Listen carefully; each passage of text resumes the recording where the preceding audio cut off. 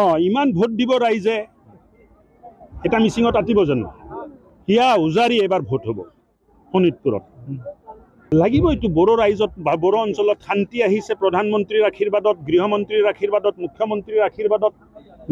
ল'ৰাবোৰে বন্দুক পেলাই কলম হাতত লৈছে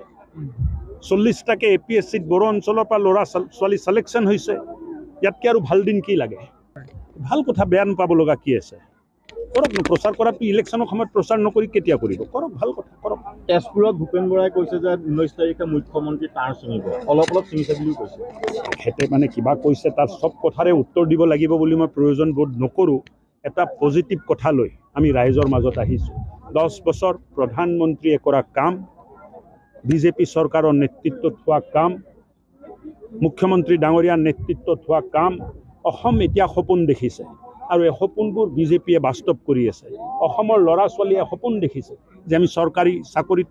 নিয়োগ হ'ম আমি আত্মসংস্থাপন পাম আৰু তাৰ কাৰণে তেখেতসকলে যিটো সপোন দেখিছে তাৰ কাৰণে মুখ্যমন্ত্ৰীৰ নেতৃত্বত আমি সকলোৱে দিনে ৰাতি কাম কৰি আছোঁ তাত আপোনালোকে কাবাৰ তাৰ চিৰিং দিছে কাবাৰ কিবা কৈছে এইবিলাক কথা শুনিবলৈ চিন্তা কৰিবলৈ না অসমৰ ৰাইজৰ মানে সময় আছে নে আমাৰ সময় আছে আমি সংযমে আছোঁ না মই একো ক'ব খোজা নাই তেখেতে এটা ৰাজনৈতিক দলৰ মুৰব্বী তাৰ মানে যাৰ যেনেকুৱা চিন্তা তাৰ তেনেকুৱা কথা কাইলৈ মুখ্যমন্ত্ৰী বিচনালৈ আহিব এই সন্দৰ্ভত মুখ্যমন্ত্ৰী ডাঙৰীয়াই যিটো